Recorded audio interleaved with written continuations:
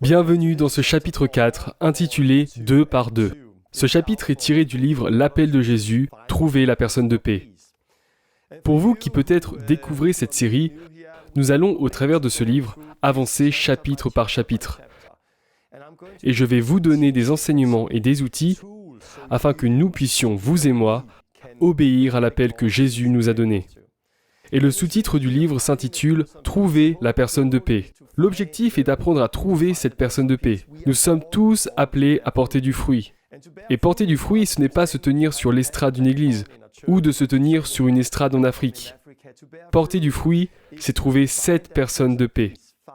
Trouver cette personne à laquelle Jésus nous a appelés. Et nous pouvons tous le servir. Nous commençons à recevoir beaucoup de retours suite à la lecture de mon livre. Et j'aimerais vous lire l'un des commentaires écrits sur Amazon. C'est maintenant ou jamais.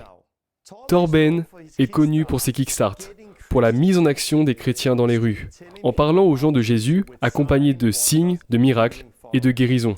Ce livre décrit la méthode du kickstart basée sur Luc, chapitre 10, ainsi que des témoignages étonnants et des informations pratiques pour que nous puissions tous, où nous sommes, manifester le livre des actes.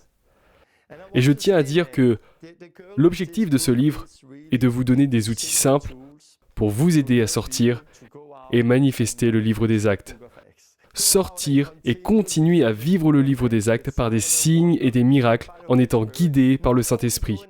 Pas seulement en allant dans les rues et en prêchant l'Évangile, mais en allant de maison en maison.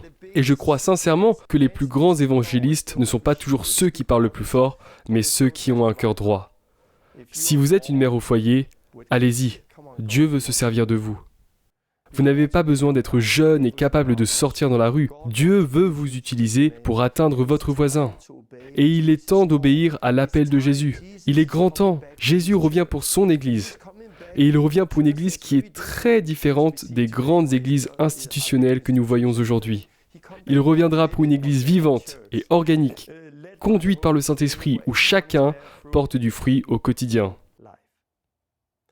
Je voudrais commencer par lire le premier verset de Luc chapitre 10. Après cela, le Seigneur désigna encore 70 autres disciples, et il les envoya 2 par 2 devant lui dans toutes les villes et dans tous les lieux où lui-même devait aller.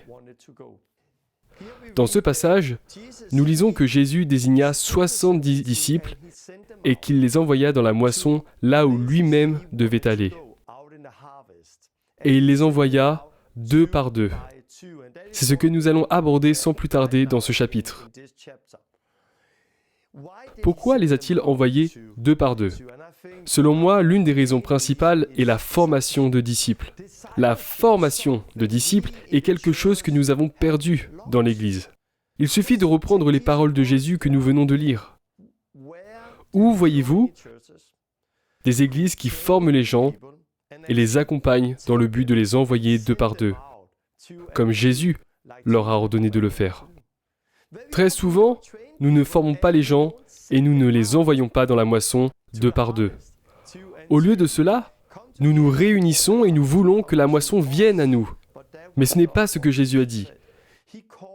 Il nous a appelés et nous a envoyés 2 par 2. J'aimerais vous lire un extrait du chapitre 4 de mon livre. L'un des grands avantages de la formation de disciples, c'est qu'en sortant 2 par 2, nous pouvons apprendre l'un de l'autre. Quand on parle de formation de disciples, nous devons comprendre qu'elle ne doit pas seulement se manifester sur l'estrade d'une église. Elle doit également avoir lieu dans notre quotidien. C'est quelque chose que nous pouvons vivre ensemble. Et bien qu'il y ait certaines choses que vous pouvez enseigner depuis l'estrade d'une église, il y a beaucoup d'aspects que vous ne serez jamais en mesure d'enseigner ou d'exposer depuis ce même lieu. Afin de vivre et mettre en pratique ces applications qui ne peuvent être enseignées ou démontrées depuis l'estrade d'une église, vous devrez sortir du bâtiment d'église et retourner à la vie réelle. Bien que l'Église soit en mesure d'enseigner sur certains sujets, il y a une différence entre l'enseigner et montrer comment le vivre concrètement dans le monde réel. Ce que nous devons comprendre, c'est que nous pouvons transmettre certains enseignements depuis une estrade, nous pouvons donner des enseignements à l'Église, mais quand il s'agit d'obéir à Jésus, en le vivant concrètement, il nous faut sortir du bâtiment d'église et aller dans la moisson. Et nous devons agir. Nous devons le faire. Et si vous le faites 2 par 2, généralement, c'est bien plus simple.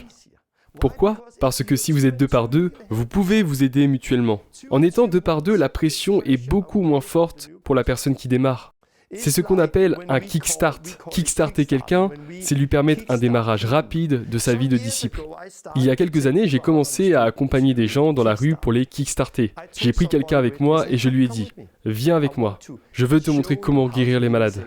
Je veux t'apprendre et te montrer comment prêcher l'Évangile. » Et en faisant sortir les gens dans la rue et en leur montrant comment faire, en très peu de temps, leur vie a changé. Et à leur tour, ils se mirent à le faire. C'est quelque chose que vous pouvez transmettre dehors. Vous pouvez leur enseigner cela lorsque vous êtes 2 par 2. Mais vous ne pouvez pas, vous ne pourrez pas le faire uniquement à partir de l'estrade. Je peux me tenir sur l'estrade et dire aux gens « Hey, Jésus a dit que nous devrions guérir les malades. Jésus a dit que nous devrions prêcher l'Évangile. C'est bien, et nous devons le faire. Mais ce n'est pas suffisant. » Vous allez vous retrouver avec beaucoup de connaissances et très peu d'obéissance. Il nous faut sortir des 4 murs de l'Église. L'expérimentation se vit à l'extérieur, comme Jésus l'a fait en envoyant des personnes 2 par 2, pour qu'ils puissent commencer à se former mutuellement. Je voudrais lire un extrait de mon livre. J'ai vu des milliers de vies être transformées, après avoir été kickstartées et formées à la vie de disciples.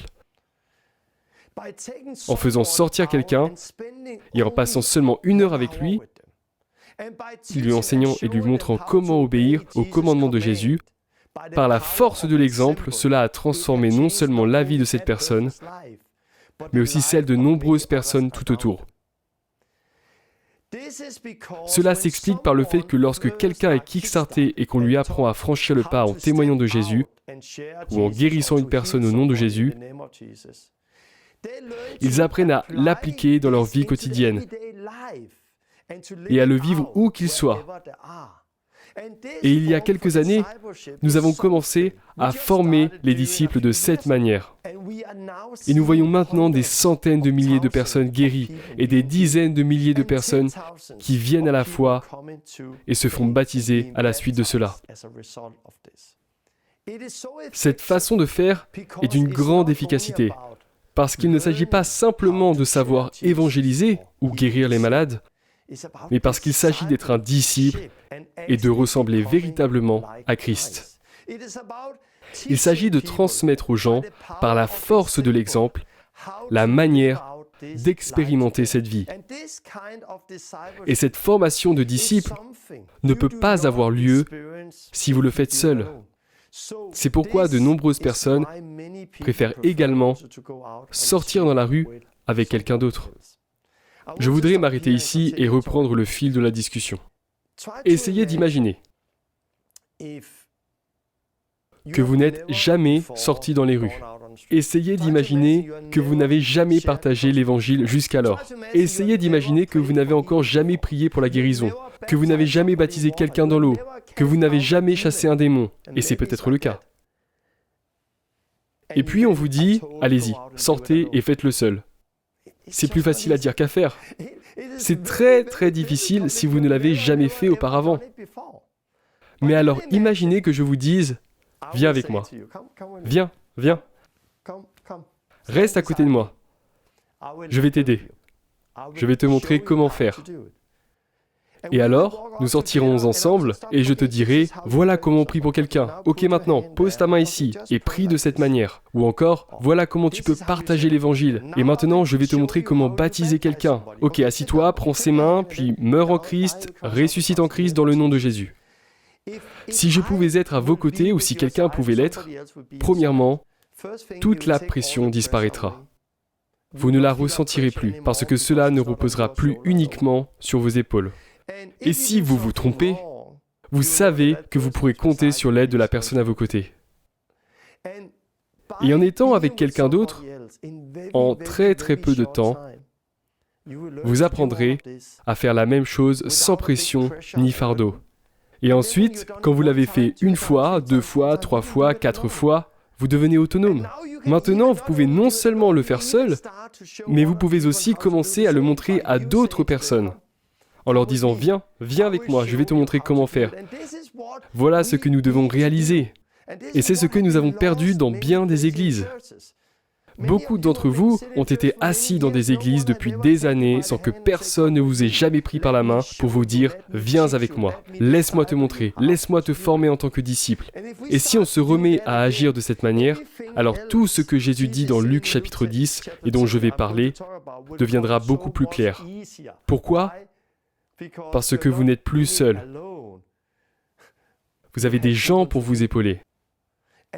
Et c'est ce que Jésus nous a appelés à faire. La formation de disciples ne peut se faire depuis l'estrade d'une église. On peut donner des enseignements dans une église, on peut entreprendre certaines choses, mais le lieu n'est pas propice à la formation de disciples. Vous devrez sortir de l'enceinte de l'église et vous lancer dans la vie réelle, avec quelqu'un d'autre.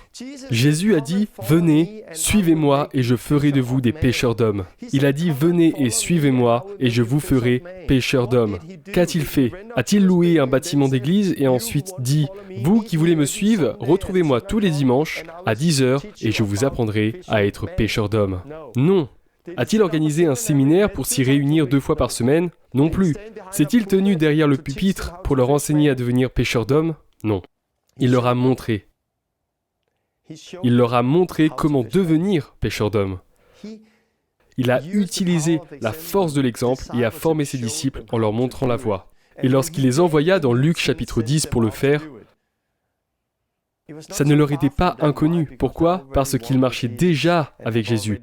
Et après l'avoir observé, ils ont de suite reproduit ce qu'il faisait. Voilà ce qu'il faut faire et comment cela devrait être. Ainsi, lorsque nous observons l'appel de Jésus et ce qu'il dit dans Luc chapitre 10, ce qu'il nous a tous appelés à faire, eh bien cela peut sembler au départ impossible. Vous pourriez vous dire « Oh, je n'y arriverai pas. Je suis incapable de vivre la vie que Jésus nous a appelés à suivre. » Mais en même temps, ça n'est pas impossible. Pourquoi ? Premièrement, parce que Jésus ne nous appellerait jamais à faire quelque chose sans nous en donner la capacité. Donc tout d'abord, il vous a donné le Saint-Esprit. Et je vous en parlerai davantage dans le prochain épisode. Si vous n'avez pas le Saint-Esprit, alors ne sortez pas dès maintenant. Ne vous précipitez pas. Rendez-vous tout d'abord sur le site tlrmap.com et trouvez quelqu'un près de chez vous. Et laissez-les prier pour vous afin que vous receviez le Saint-Esprit. Non seulement il nous a donné le Saint-Esprit, mais il nous a aussi donné des gens avec qui sortir. Il nous a donné le corps, l'Église, pour que nous puissions vivre cette vie ensemble. Et d'ailleurs, sur notre carte tlrmap.com, vous pouvez trouver des personnes près de chez vous qui ont déjà une certaine expérience et qui pourront vous kickstarter. Ils pourront vous aider à avancer et à franchir ce pas. C'est tellement important. Et bien sûr, il ne s'agit pas uniquement de sortir dans la rue, mais sortir dans la rue peut être très formateur au commencement. Mais ce que nous allons voir, c'est qu'une grande partie des paroles de Jésus ne concernent pas la rue, mais les maisons. Aller de lieu en lieu, de maison en maison. Et voilà ce dont nous parlerons plus en détail dans les prochaines vidéos. Mais que faire alors si vous n'avez personne pour vous accompagner ? J'ai envie de vous dire, j'étais tout seul, je n'avais personne. Personne n'était là pour me prendre par la main et me montrer pratiquement ce que je devais faire. C'était donc difficile, mais ce n'était pas une excuse. Je n'avais pas d'excuse. Pourquoi ? Parce que nous avons toujours le Saint-Esprit et Dieu reste avec nous. Et même si je n'avais personne pour me former et me montrer l'exemple, j'ai tout de même appris en sortant.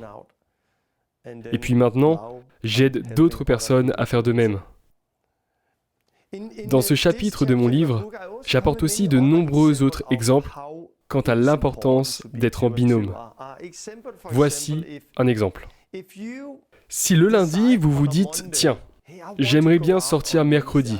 Je veux vraiment sortir mercredi. » Et puis, vous appelez un ami et vous lui dites « Hey, ça te dit de sortir mercredi ?» Et cet ami vous répond « Oui, super, faisons comme ça, sortons ensemble mercredi. » Si lundi, l'initiative de sortir mercredi semble être une excellente idée, le lendemain, vous commencez à vous poser des questions. Puis mercredi matin, c'est le jour J, vous êtes nerveux, et soudainement, ce n'est plus du tout une bonne idée.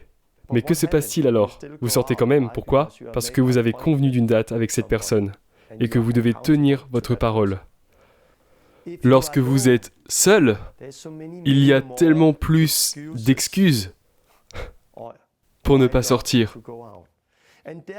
C'est pourquoi je vous encourage à essayer de trouver quelqu'un près de chez vous. Trouvez quelqu'un avec qui vous pouvez vous mettre en relation. Commencez à sortir ensemble, avec qui vous pouvez visionner cette série vidéo ou lire le livre. Donc en étant en binôme, vous devenez alors responsables l'un de l'autre. Et puis quand vous creuserez le livre et que celui-ci vous parlera de choses concrètes que Jésus veut que nous fassions, vous aurez une personne à qui vous pourrez dire « Faisons-le !»« Ouais, je suis partant, mercredi ça te va ? D'accord, ok, allons-y. » Et puis vous le faites le mercredi. Ou bien vous sortez et vous vous aidez mutuellement. Et c'est l'un des gros points forts d'être en duo. Alors servons Jésus ensemble. La moisson est prête, comme nous allons le voir, mais les ouvriers sont peu nombreux. La moisson est prête et elle a besoin de vous. Prions pour que Dieu vous envoie et qu'il puisse placer quelqu'un sur votre chemin avec qui vous pourrez sortir. Merci de partager cette vidéo, car je vais décortiquer Luc chapitre 10, pas à pas, étape par étape, et vous donner des outils pour que vous sachiez exactement quoi faire quand vous sortez dans la moisson seul ou deux par deux. D'ici là, que Dieu vous bénisse. Salut.